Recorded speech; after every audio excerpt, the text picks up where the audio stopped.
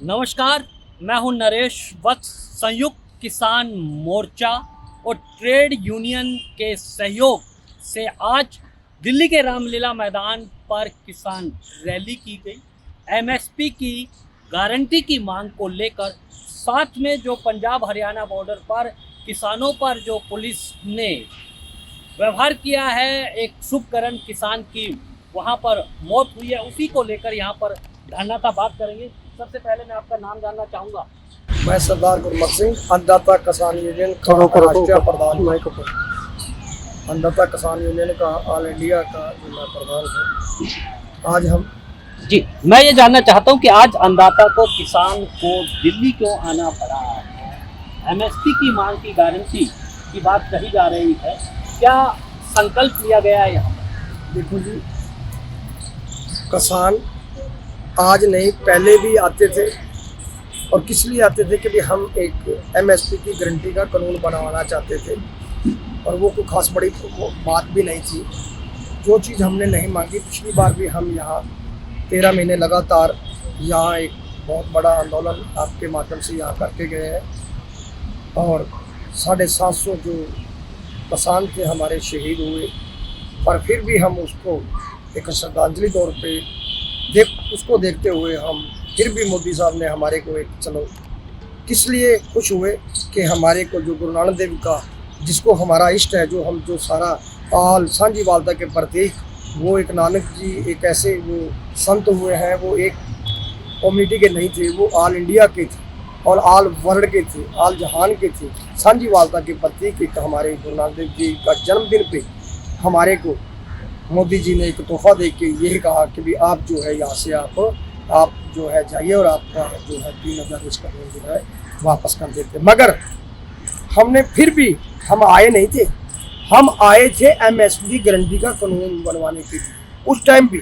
मगर हमारे को झूठा एक वादा करके एक चिट्ठी दे के भी कमेटी बनाएंगे, वो कमेटी इन्होंने बनाई नहीं है। उसी के पर्पज के अंदर हम जगह जगह पे जो है अब आती है बात वहाँ पंजाब की जो शुभकरण की जो अभी आपने नहीं, मैं विर्क साहब आपसे एक सवाल पूछ रहा हूँ कि इस बार ये जो किसान आंदोलन हो रहा है, कई बड़ी यूनियन के नेता साथ हैं, जो बात कही जा रही है कि उनको विश्वास में नहीं लिया गया है। क्या किसानों में इतनी जल्दबाजी थी कि जब आम चुनाव हो रहे हैं तो क्या वो इंतजार नहीं कर सकते? देखो ऐसा था, ये बात सच्चाई है। इंतजार सरकार इलेक्शन की करती है, किसान तो हमेशा अपने लिए, किसान और मजदूर के लिए सोचता रहता है। एमएसपी गारंटी हमारी आज की नहीं है, पुरानी है। उसको मांगने के लिए इनका तो आता रहेगा, इलेक्शन तो आज आ गए कल आ गए, ये आते रहेंगे जाते रहेंगे, इनका कोई इससे कोई मतलब नहीं है। मगर हम जो आए हैं वो इसलिए आए थे भी हमारा जो है जो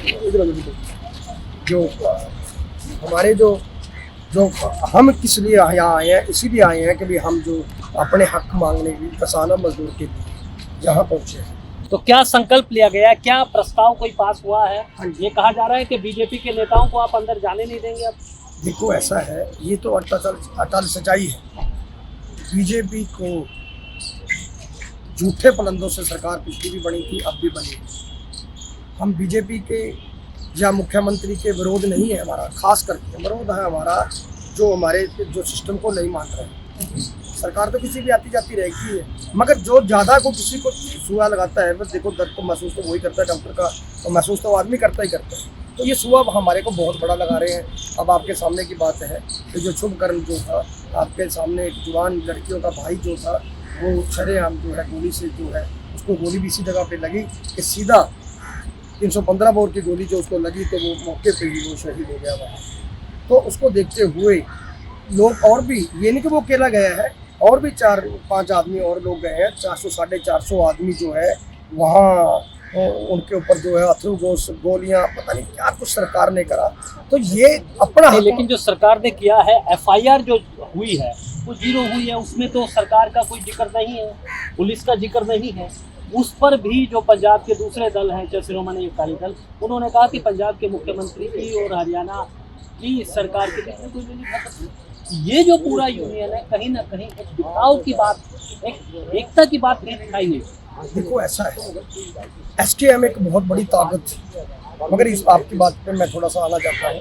आपकी बात कुछ बात की सही है। कुछ लोगों ने इस पे क्या किया है कि किसी की भी सलाह, जैसे पहली बार एसकेएम के अंदर भी उन्होंने जब इलेक्शन लड़ने के लिए अगर कोई बात रखी होती तो शायद कोई ना कोई उनका भी सिस्टम हो जाता। मगर अब जो है, जो 5 आदमी जो सदस्य हैं, उन्होंने एक कॉल दे दी 13 तारीख, फिर 21 की दे दी। तो इसी बात पे सबसे इकट्ठा करके, सबसे सलाह मशवरा करके, ये बॉर्डर तोड़ने हमारे लिए, पंजाब वालों के लिए या हरियाणा वालों के लिए कोई कुछ नहीं है। इसको तोड़ने के लिए एसकेएम ने जिस दिन काल रखो, वो अगर वो हमारे साथ जुड़ जाता है ना, गैर राजनीतिक जो है मोर्चा है, वो भी अगर जुड़ जाता है और वो बैठ के हम सलाह, जब हमने सबने बोला एक दूसरों ने इसी बात पे बोला है कि हम एक हो जाए। अगर हम एक हो जाते, पहले अभी ठीक है हम बिखरे हुए हैं, इसमें कोई शक नहीं है। पब्लिक हम नेता कहते रहे कि हम नहीं हैं बिखरे हुए, मगर नहीं, जो सच्चाई है वो सब लोग जानते हैं, आप भी जानते हो, सब लोग जान रहे हैं।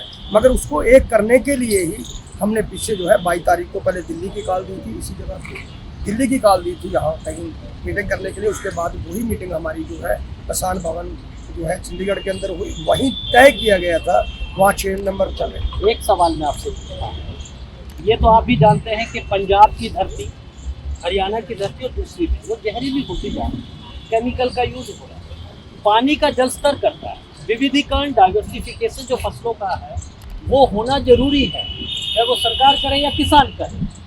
क्या एक प्रस्ताव जो दिया गया था उसको नहीं माना गया? क्या किसान अपने अंदर बदलाव लाने की कोशिश नहीं कर रहा है? वो नहीं चाहता है कि उसकी आने वाली पीढ़ी भी एक स्वस्थ अन्न स्वयं भी खाए।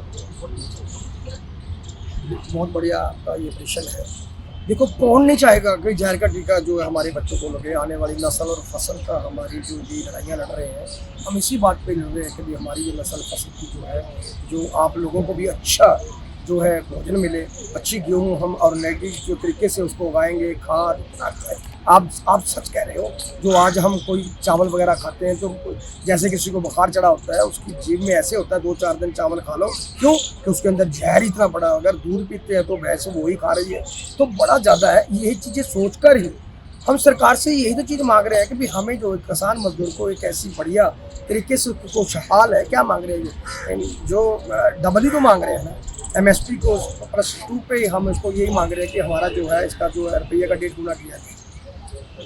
आपने एक सवाल मैं आपसे पूछता हूँ कि रंगनाथन की जो है, स्वामी रंगनाथन की जो रिपोर्ट आई, कहते हैं कि 1970 और 80 के दशक के लिए आज बदलते समय में पूरा विश्व एक बाजार बन गया है, उसकी आवश्यकता नहीं है, उसमें बहुत कुछ चेंजेस होने की है, इसी पर ही जीत क्यों हो रही है?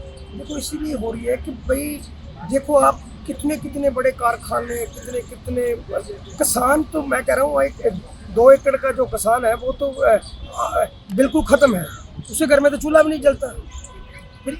देखो, जो उसके घर में तो चूल्हा भी नहीं जलता, तो अब वो इसी बात पे तो कर रहे हैं कि भाई किसानों के लिए, मजदूरों के लिए कुछ ना कुछ दिया जाए।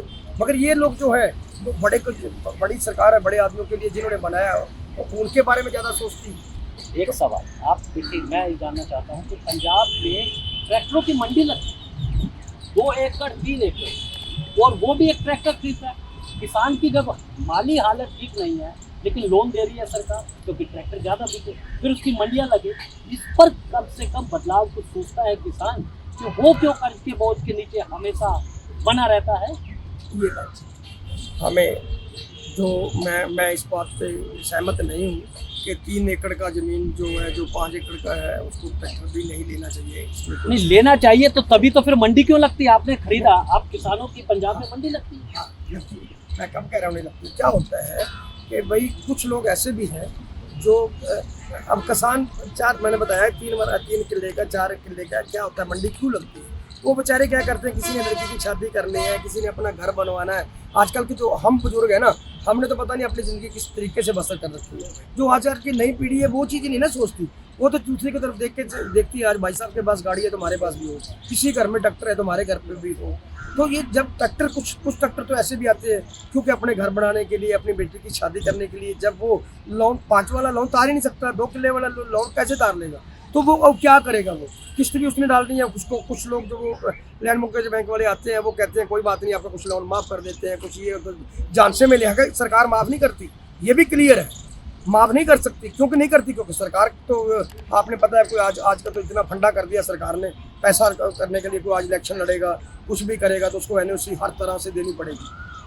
तो हर तरह से एनओसी लेके, और वो तो एक किसान एक मजबूर है बेचारा अपने घर बनवाने के लिए, और कुछ लोन लेना चाहता है तो वो लोन लेता है।